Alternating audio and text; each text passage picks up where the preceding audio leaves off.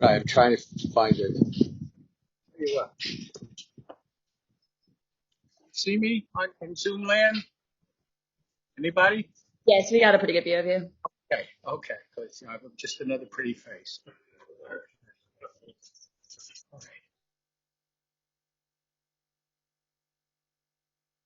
El Borei Haolam.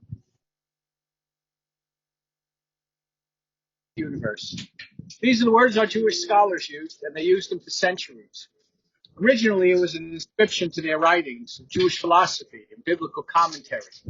What the teachers were trying to do was thank God Almighty for a work well conceived and well implemented. And we come here this noon to look over the book of life of Elaine Scholl. And we say, Tam, it is pure. Nishlam, it is completed. Shabbat La'el, praise be to God. Borei Haolam, creator of the universe. I'll begin our prayer with a brief poem. It is entitled The Measure of a Man. Now, the gender in our English language is grammatical. That means it's neutral. The sentiment is anything but. Not how did she die, but how did she live? Not what did she gain, but what did she give? These are the units to measure the worth of a man as a man, regardless of birth. Not what was her station, but had she a heart? How did she play her God-given part? Was she ready with a word of good cheer to bring back a smile and to banish a tear? Not what was her shrine, nor what was her creed, but had she befriended those really in need? Not what did the sketch in the newspapers say, but how many were saddened when she passed away? By these standards, by whatever standards one hopes to measure the life of a human being, in Elaine's passing, we have all suffered a great loss. Death has taken our beloved. We are reminded of our own mortality. Our own days on earth are limited. We know not to whom the morrow belongs. Yet so often we postpone for that future deeds which we should perform today. My friends, we wait. We wait too long. We wait too long to show kindness and speak words of gratitude and concern. We wait too long to forgive hurts we have suffered, to ask forgiveness for those we have inflicted. We wait too long to make the most of our God-given gifts, to nurture our creative spirits and strive for personal growth. And we do wait too long to give the love, which may no longer be needed tomorrow. We wait too long to discipline ourselves and master and take charge of our lives. We wait too long to become more humane beings, more learned, more devoted, and more caring. In tribute to our departed Elaine Scholl, let us now resolve that we shall wait no longer, that we shall delay no more, but rather let us begin to do now those good deeds which we can perform on this day. Poets modern, poets ancient, all have grappled with the mystery that is life and death. And here are the words of those ancients. Adonai, Mahadam Batedoeo, Enenosh Matachashivehu. Lord, what are we that you have regard for us? What are we that you are mindful of us? We are like a breath, and our days are past. We come and we go like grass. In the morning, we shoot up, renewed. In the evening, we fade and we wither. You cause us to revert to dust. And you say, return, mortal creatures. Would that we were wise and understood whither we are going. For when we die, we carry nothing away. Our glory does not accompany us. Mark then the wholehearted and behold the upright. They shall have eternal peace. For Elaine's love, which united us all in life, which death will never sever. For her companionship, which we shared along the path of life, which continues now through the tenderness of memory. For the gifts of a heart and mind that brought us joy and happiness, and is now a precious remembrance. For all these and for so much more, we do give our thanks to Almighty God. And then we grieve. And as we do so, we listen to the voice of the sacred scripture. It brings us the ever new message that God is near, tells of a kinship we all share with the one who created us all. In light is now in darkness, in joy is now in sorrow, in life now in death. The devotional literature of our people defined a collection of 150 prayer poems, and these we call Tehillim, praises, best known as the Book of Psalms. It is life's little instruction book for us throughout all our generations. So if you want to know what to do with the brevity of your time on this earth, consult that book of Psalms and you will be inspired. Perhaps the quintessential psalm of God's closeness to us through the many vicissitudes of life, its ups and downs and joys and sorrows, is number 121. We intone the ancient words.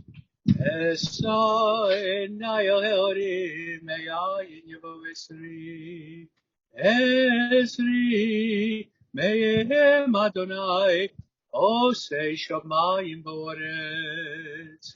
I lift my eyes to the mountains. What's the source of my help? My help comes from God, the maker of heaven and earth. God will not let your foot give way, and your protector will not slumber.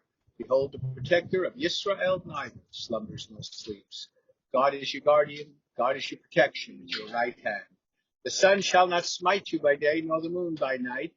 God will guard you from all harm. God will guard your soul. You're going, you're coming, now and forever. From our saints and our sages, we gain inspiration in times of joy and solace in times of sadness. But for all times and for all seasons, we do gain perspective. And such we garner from the 3rd chapter of the book of Ecclesiastes in our wisdom literature. It's a lesson we've learned well.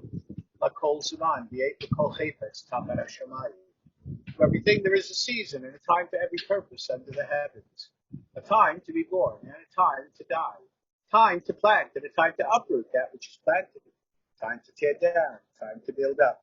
Time to grieve, time to dance, time to weep, time to laugh, time to throw stones, time to gather stones together. Time to embrace and a time to refrain from embracing. A time to seek and a time to lose.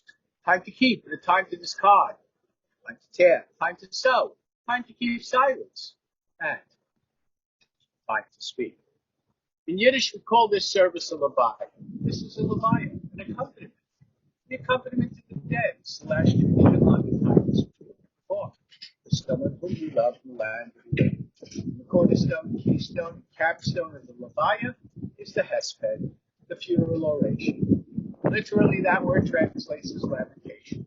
So here I'll prefer the term of the Greeks. They called it eulogoi, good words, good thoughts, and blessings.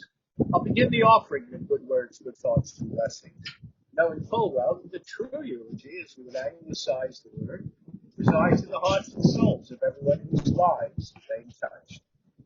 My friends, sooner or later we shall all face death when our own time comes. How we meet our Maker will tell a great deal about us, of the kinds of people we were, and the kinds of lives we led. I do believe that it is not dying that people are truly, truly afraid of. Something more tragic and unsettling than dying, Christ says. We are afraid. We are afraid of never having lived, of coming to the end of our days with the realization that we were never quite really alive, and we never understood what life was for. It is not how long. For the most part, it is how we live, each moment, each hour, each day. Elaine is gone from our world, from our view. The way in which she lived her allotted years gives us memories. Memories don't die. She was the source of inspiration for all who loved her. So when we think of Elaine, focus not on the 85 years of her life, but rather focus on the life of those 85 years.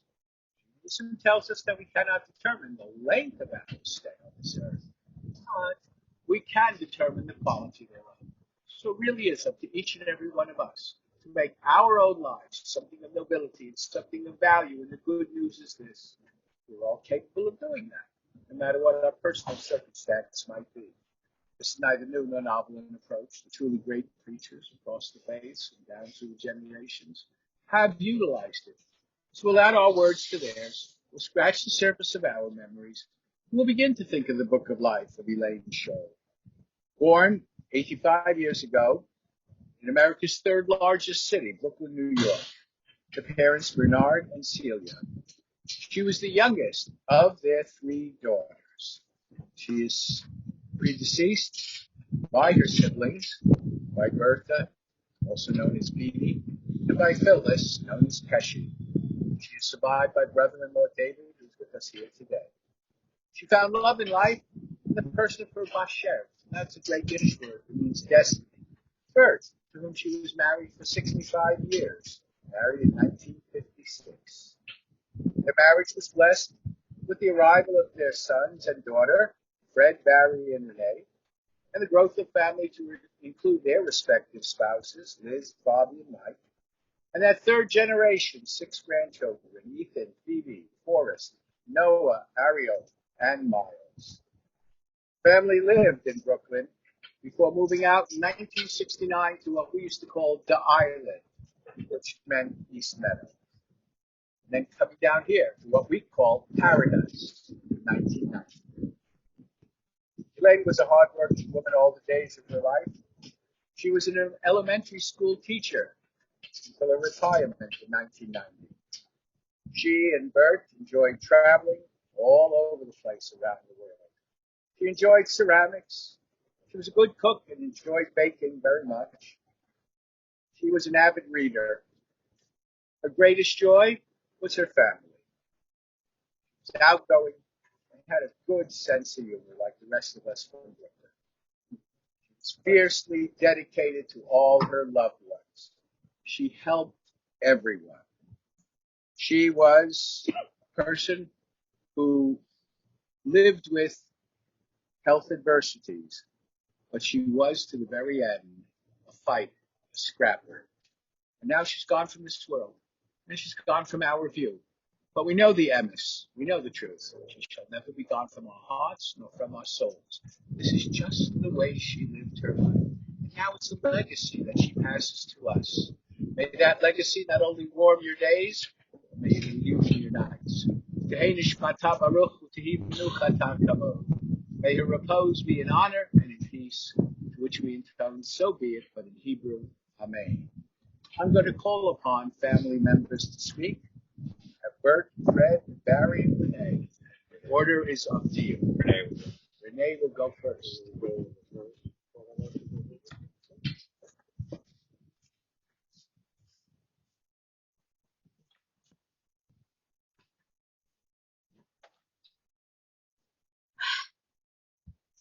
Mom, I didn't write anything. I just wanted you to know that we were all with you. We got the call, and everybody came running. Fred and Dad were already there, and Barry and I came immediately to be by your bedside. And I think as I reflect upon the lessons of my life and why I am who I am, and because of you teaching me the beauty of our family, that meant more to you than the suffering and the peace within our ability to watch you and be present for your last moments.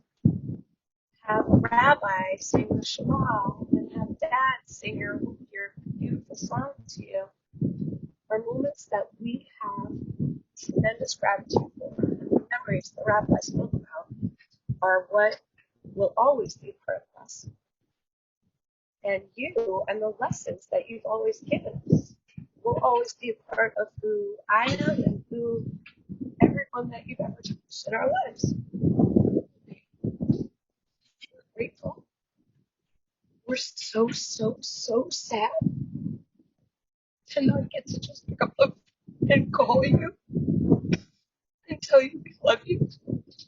We'll only be able to do that to the heavens where we know you're looking down at us and smiling upon the family that you built. Fred and I have been joking about this stupid cliche. What does not kill us makes us stronger, and here we are, bringing closer together, exactly as you would have hoped for your last moments, and hopefully beyond. Fred and Barry and I are here for Dad, and Bobby has been here, Mike is here today. All of your other grandchildren and in-laws and family members wish that they could be here, if not for COVID. And we're protecting Dad. We're going to make sure we take amazing care of him. Then he's going to think about you for every moment of his life. And you will be a part of everything we do and every choice we make. And we're all better because of it. Because you were wise, you were loving, you were caring, and you were funny, whether or not you remembered. Most of it was snark from time to time, but You brought that to us in a way that we will remember forever. We love you more than anything ever, and that's all I have. I love you so much, Mama.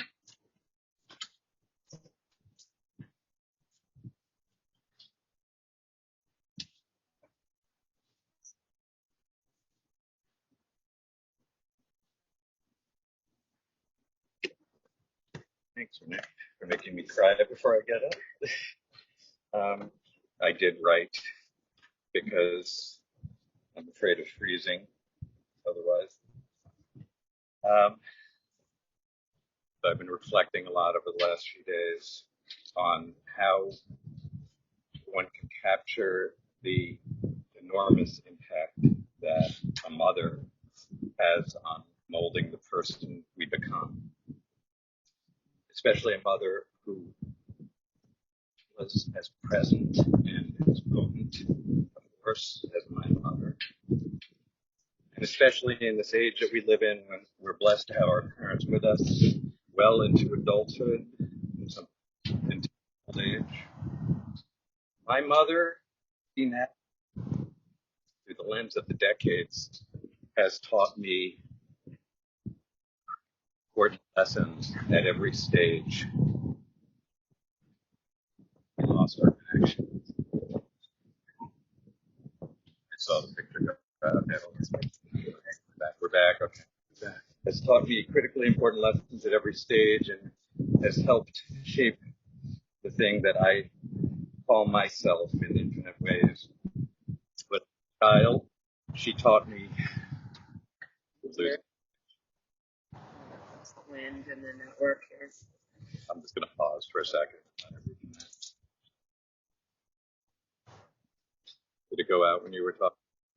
I'm so sorry, I'll face. All right, let me take a quick look at what's not going on here.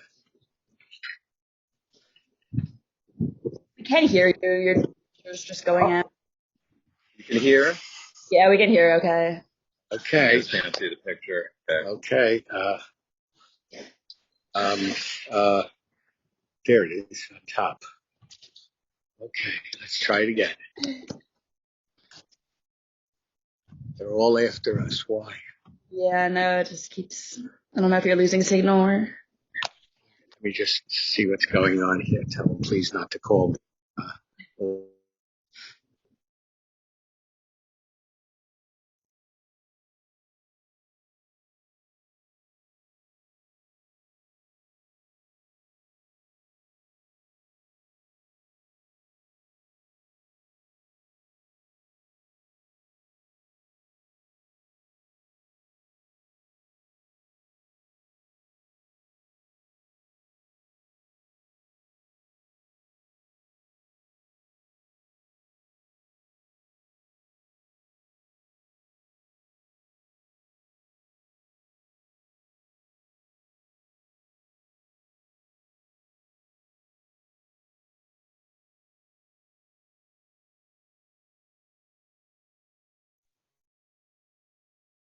Okay, now we can see you, but we can't hear you.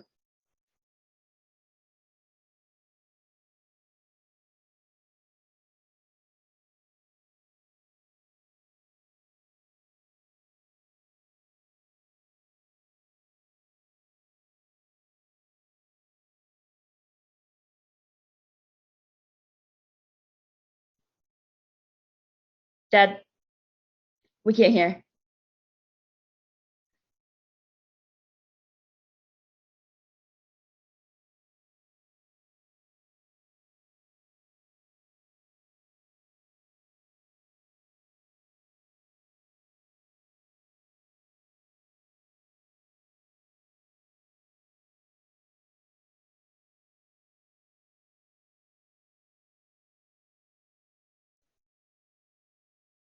We got a picture, but no sound. Is it muted? It's not. They're not muted, but I mean, like on Zoom, but they might be on the phone, I guess.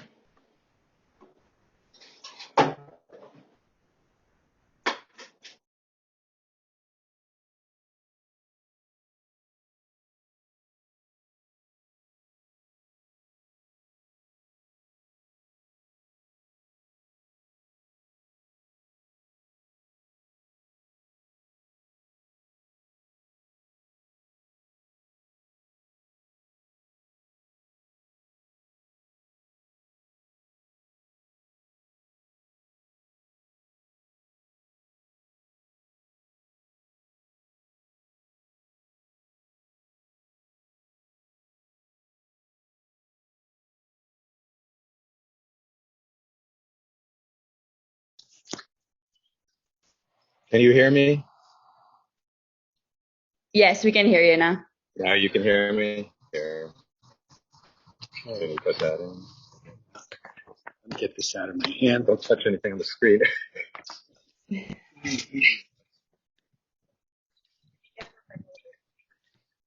Maybe.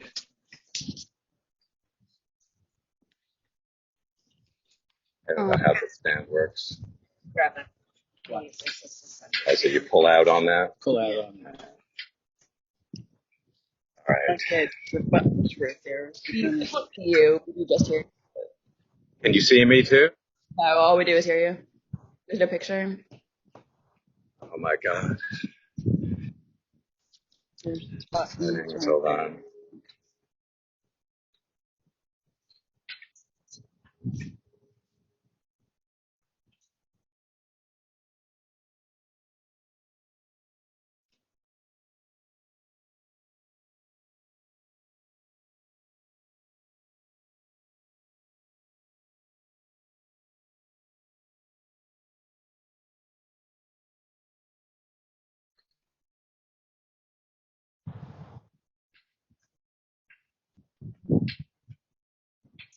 Are you there?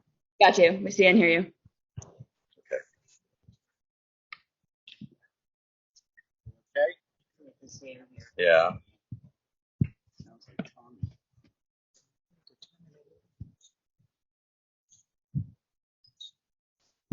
Where do I start? Get started on our few minutes here. All right. Can you see me? Yes, we can see All you. right. Yeah, we can see you.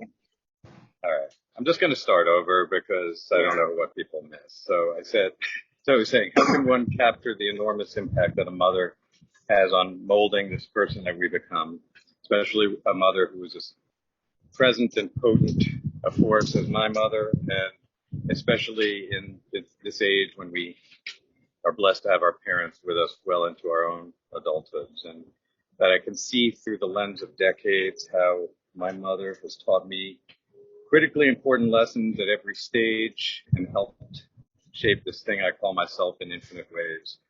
When I was a child, she taught me unconditional love. And how was that lesson imparted? By the fact that I was a royal pain in the ass almost all the time, and yet I always understood that she would love me all the same, would bail me out of trouble, which she did repeatedly, would forgive me almost instantly when I strayed, and I definitely abused this great good fortune more times than I would like to admit. I actually like admitting it. As I grew a bit older, this is something the rabbi talked about. She taught me the power of being a person with agency and competence, of fighting for what was deserved, what was appropriate, what was right. Quite simply, she didn't take shit from anybody. She didn't suffer fools. Those are important lessons, and I carry them with me. As a young adult, she taught me, or I guess I came to understand, that my actions affected her as well, affected everybody. We all have the power to hurt or to help. And I didn't always like having that power, but I believe understanding how I could affect my parents made me a more compassionate and empathetic person. Hopefully a better husband, a better father, a better friend. And finally, in recent years, I learned from her what loving for a lifetime really meant. My mom loved her sisters. She loved her children. She loved her grandchildren, her friends with unsurpassed devotion. Each loss of any one of them took a piece out of her. It was visible. Her loved ones were part of her very essence. Fortunately, many of us are still here, and we were with her, as Renee said, till the end. And she loved no one more than my dad, her companion and partner of 67 years. She gave him the life and love he deserved, and he gave it right back and then some. She struggled, as the rabbi mentioned, with many health problems for many years. She needed a lot of care, a lot of nurturing, and even approaching 90 years old, my dad shuttled her to appointments, stayed up through sleepless nights, spent nights sleeping in emergency rooms and hospital beds. And he gave her the gift I know meant the most to her, and I told him repeatedly. He never, ever left her. A few weeks ago, I told my mom and my dad that I was eternally grateful to them. This is before this final period. I was just telling them I was grateful to them because I love my life. I love my family. I love the person that I am. And that means that they didn't just do something right, as my father likes to say. They did a million things right. So thank you, Dad. Thank you, Bob. I love you.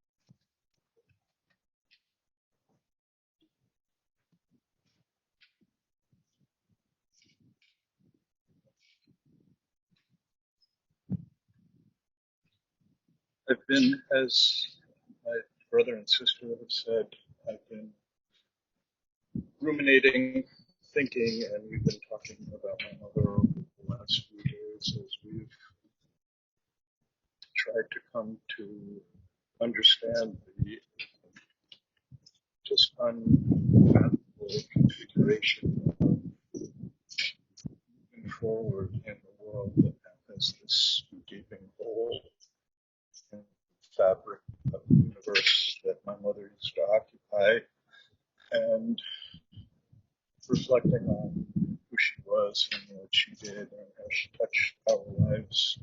And as my brother said, and my sister made us into the people that we are today. I should have known that as I was sitting up last night trying to write these thoughts, I should have known that my brother and sister were going to speak on the same theme, which was lessons learned from my mother. And I'll try not to be redundant. Everyone who knew my mother knew that she was an endless fount of love for the people that she cared about and really for anyone who crossed her path. So I'll try to talk a little bit about the specific lessons that I remember that I learned from my mother, and happily I was able to express my gratitude to her for these things while she was still with us. And some of these are universal lessons, as my brother said, teaching us of unconditional love. Some of them were more specific and perhaps different from the lessons in other families. One lesson was really taught by example, which is that she was there was no limit to what she would do for the people who she loved and cared about. She was never too busy. She was never too tired to help us in any way, and it was an ever expanding sphere. And like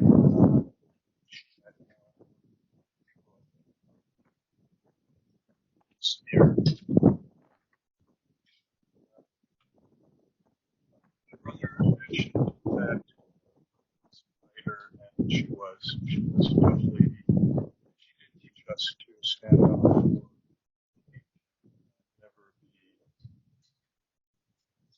never yield to social pressures, understanding of what other people considered was good or desirable or fashionable or anything other than what was meaningful to us.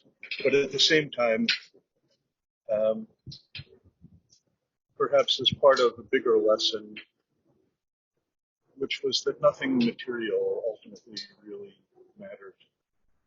She taught me in many troubling times in school and in childhood in general to run away from a fight. If people were giving you a hard time, if anyone ever tried to rob you, give them what they wanted and go away, run away. It's only money and nothing was worth being physically hurt over. We were kids and we did all the stuff that kids do, and we broke things and ruined things in the house. We all banged up my parents' cars ridiculously as we learned to drive. She never batted an eye over those things, and as Barry said, everything was always forgiven instantly. She also taught me, I think, a very different lesson about goals and success than I think many other people find, and much other that we find in other places in life. She was the original source in my universe of the idea that success was never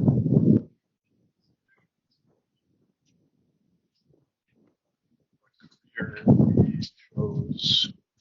She never pushed anyone to become a doctor or a lawyer or pursue any particular career, but that what was most important was to do something that made us happy and to never hurt other people, as she never did. And as a result of these lessons, I think we grew up to walk through this life with standards that might not be the same as everyone else's in our culture or in other cultures, but you taught us principles that guided us through this life and made us who we are, and gave us the ability to impart those to our children and hopefully to benefit other people who we came in contact with, just as you did. Whatever happened and whatever you feel regrets for anything with us or anyone else, and we have only gratitude towards you.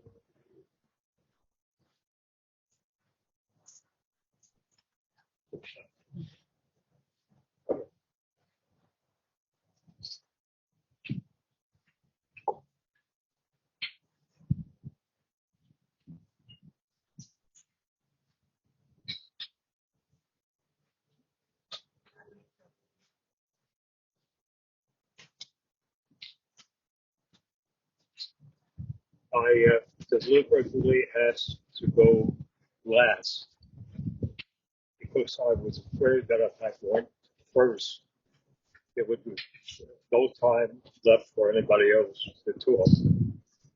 I have so much that I can say, but I'll cut it short because some of the ground that I want to cover has already been discussed by my three children. Aren't they wonderful? She and I did something right. I have been to this place many times for many services, friends, and family members. I've even spoken a few times on those occasions. And when I did speak, my theme was that sometimes I envy people who don't have emotional attachments and who don't feel affection for others, because when the end comes, they're insulated from the shock, trauma of the loss.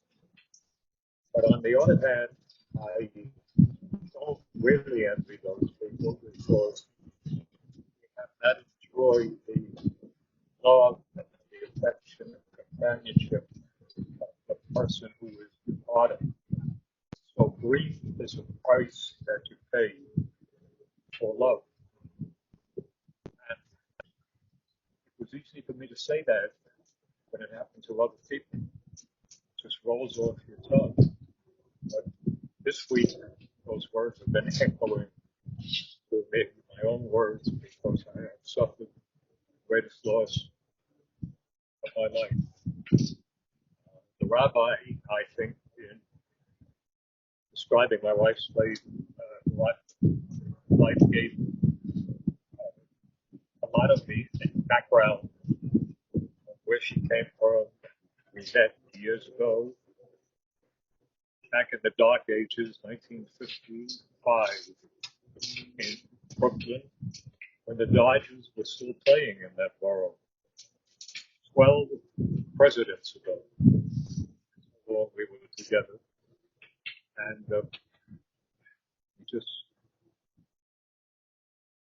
it was a point at which we felt that we belonged together, and children came along and we lived our lives, and you heard about the Brooklyn years and the suburbia years. Our kids grew up there and forged friendships, grew to maturity and forged friendships that have lasted to this very day. And those kids who are now grown up, and grandparents in some cases, also have fond memories of my wife, and they knew that the house was always open. There was a warmth that she exuded, and the refrigerator was always open, and there were things to nosh on, and they just felt that the comfort that she was able to emit to everybody who knew her. If I had to sum up Elaine's life in one word, and this has been mentioned previously, it was love. It was unreserved love, love without qualification, and she showed the love to everybody. Before our own children came along, she was a loving aunt and showered affection upon her sister's children and my sister's children as well. There was always love. She was a love machine. She needed to love somebody. Or, as you heard, she was a teacher, and that was a calling. That was a mission. I've seen teachers who just go through the motions and do hack work, who don't belong in the profession. But she was a teacher who was focused not so much on subject matter, but she was focused on the children, the kids, and their problems. She could have been a sociologist. She knew what made the kids tick, the dynamics of that environment. She also had sense problems that she then communicated to the parents in a constructive way, so that those children could be helped. She just loved everybody, and in response to one of the expressions of sympathy that I received, my reply was that I got the better of the deal. We were together for all these years, as you heard. I don't think I could evidence more love for her than she did for me. I could go on and I would go on.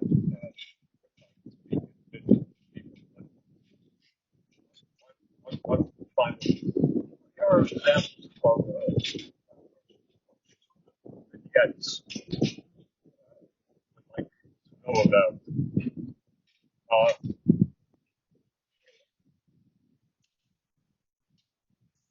We, when she went back to work in the city, we rode the Long Island Railroad together.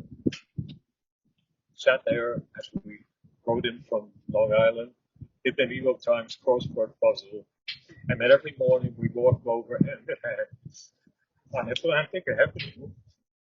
Dropped her at a school. I went on to where I worked. I worked for the Board of Education, another quarter of a mile, and I saw her safely get into the school. I went to work. We instituted a little routine every day at 3 o'clock. She was checking out in the office. She picked up the phone, called me at the office. Just a couple of words. How are you? How was your day? And I said, how was yours? And there were times that people were at my desk and I was looking at my watch, nervously waiting for that call. There were times I had a meeting in another office, and I made sure to tell the people in my office, please, if a call comes at 3 o'clock, my wife, please forward, because that's a regular call. I want to be in touch with her. She always wanted to be in touch with me. She always wanted me to there, and that made me so happy. It was a time when we weren't doing well financially, and instead of going out to lunch and buying a restaurant meal, I was brown bagging it and taking lunch from home. And invariably, and she made it a big because I don't think I opened the lunch and every single day it was Bill, I do a little I love you. Have a good day. That's how she manifested love. One last thing. I can go on. I'll share this with you. I think Renee may prefer this. We had a song, and it came from an old movie of the 50s, sung by Doris Day. The name of the song was I'll Never Stop Loving You, and somehow we adopted that as our song. And on many occasions, I asked piano players in restaurants if they could play the song. In most cases, they didn't really know what a professional musician would do. I posted it on many groups together in the bar.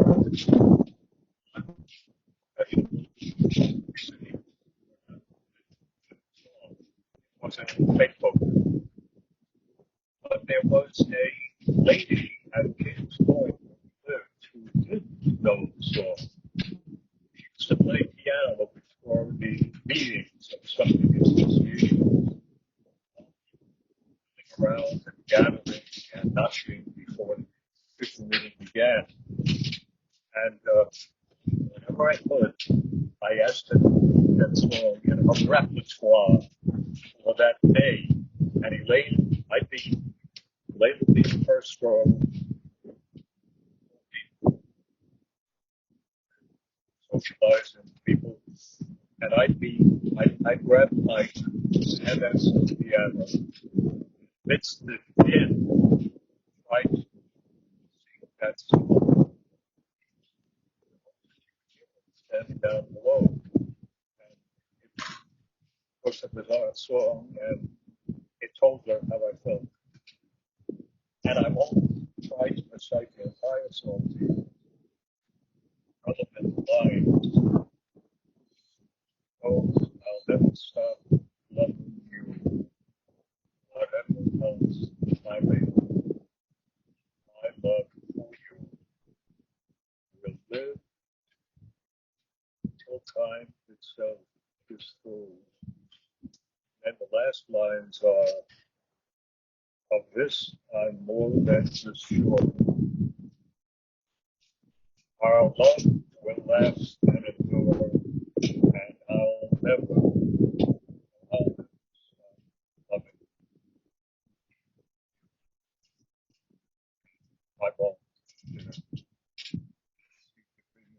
me a beautiful life.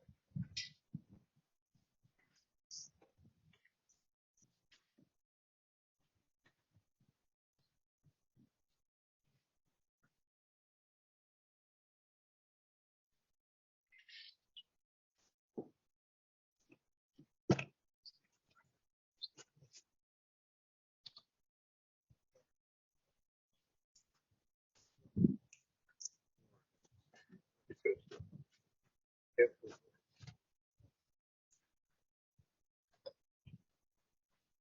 At this time, I'm going to chant the memorial prayer entitled El Molei Rachamim.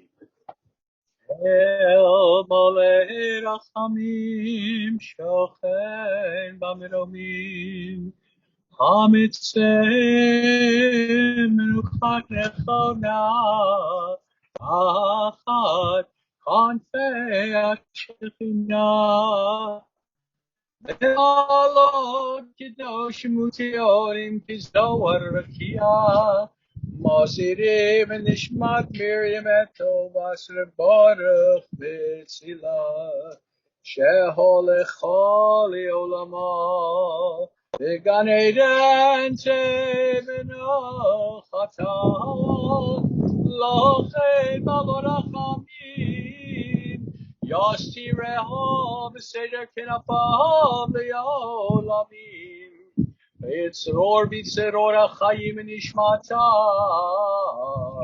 Adonai Nachamata Betanua Beshalom Al Mishkava Benomar Amen.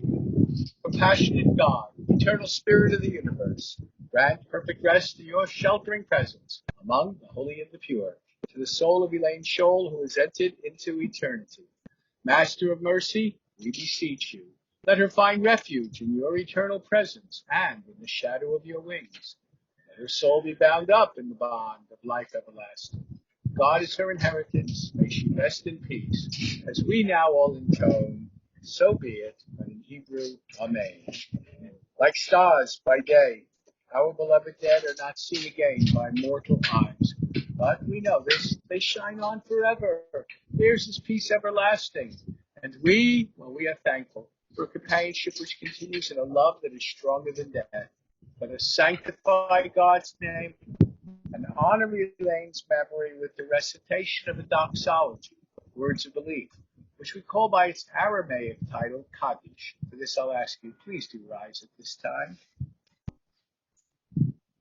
Yitgadal v'yitkadash shemei Rabbah, v'olama divarach chirute v'yamlich malchute, v'chayechon v'yomechon u'v'chayei d'chol Beit Yisrael, ba'agala u'v'zman korib v'yimru amen. Yehi shemei Rabbah mevorach v'olam u'lolamei olamaya. Yibarach, v'yishtabach, v'yika'ar, v'yitramah, v'yitnaseh, v'yithadar, v'yitaleh, v'yithalal, shemei, dekudsha berichu, le'ela min kol birchata v'shirata, tushbechata v'nechemata, ta'amiran v'olama v'yimru, amen.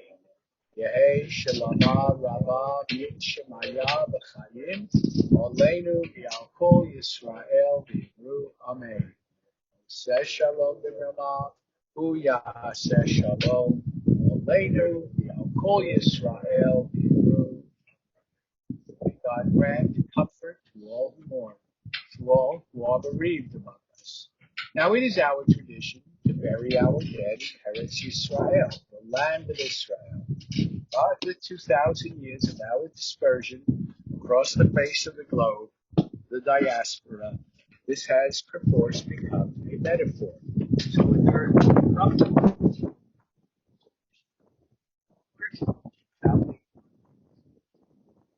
sprinkled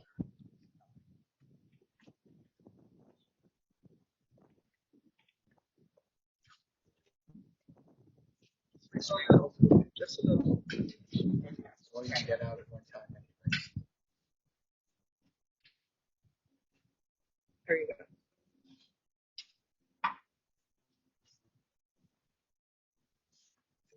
That's okay. It's okay. Plenty more where that came from.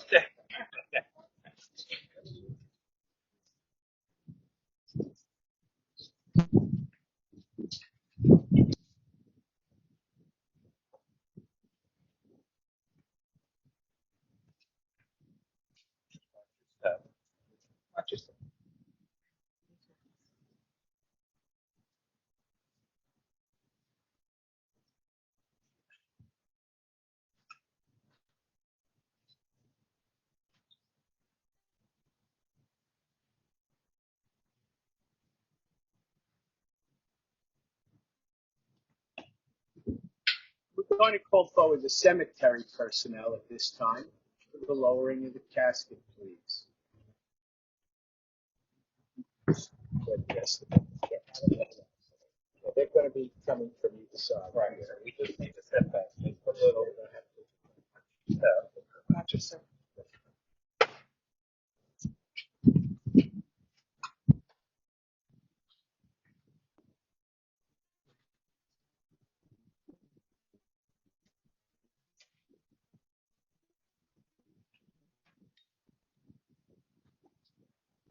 Right here.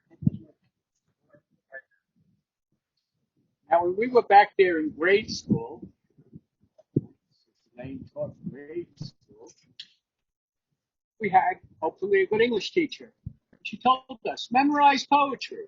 She told us memorize all kinds of poetry.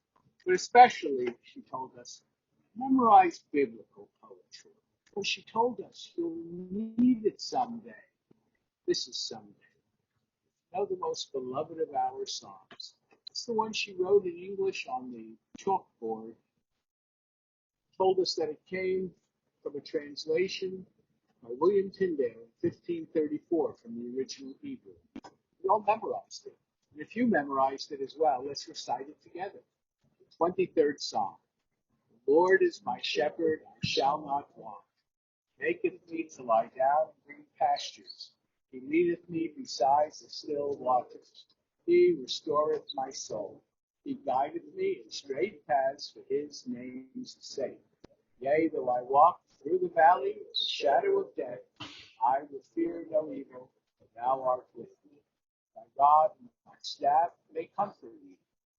Thou preparest a table before me in the presence of mine enemies. Thou hast anointed my head with oil. My cup runneth over. Surely goodness and mercy shall follow me all the days of my life. I shall dwell in the house of the Lord. One more ritual obtains before we cast our ceremonial spades of earth and depart this place. This is called the Chum Averi, consolation of the mourners, words that are hallowed by our Jewish folk tradition. May God console you with all who mourn in Zion and Jerusalem.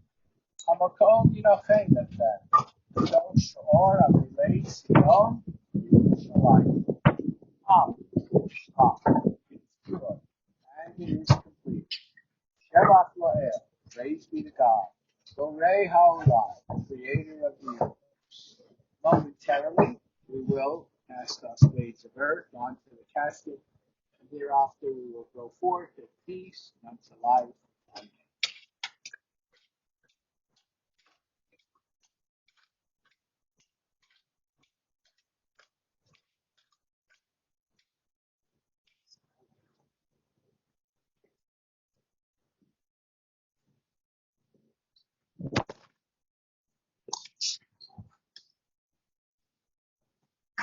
Those who wish to come forward, please do so. We have two shovels. So we will come from both sides.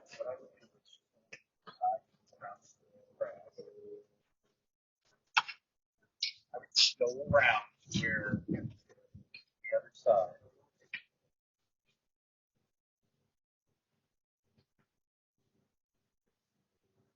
Probably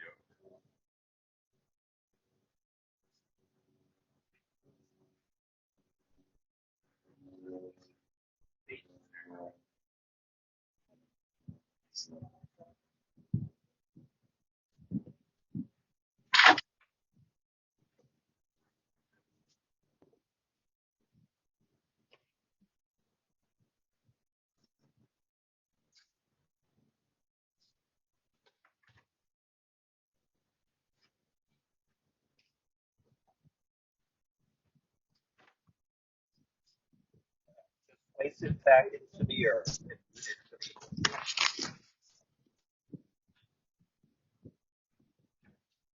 Place it back.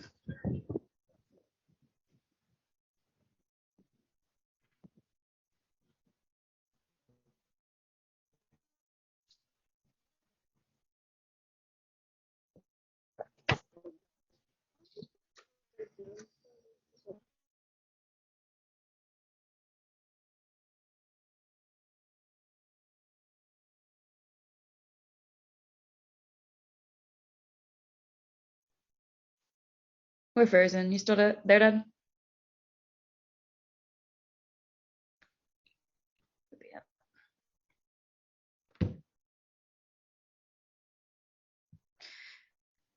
Okay, they signed off, everyone. So, best. Thanks for hosting the meeting, Olga.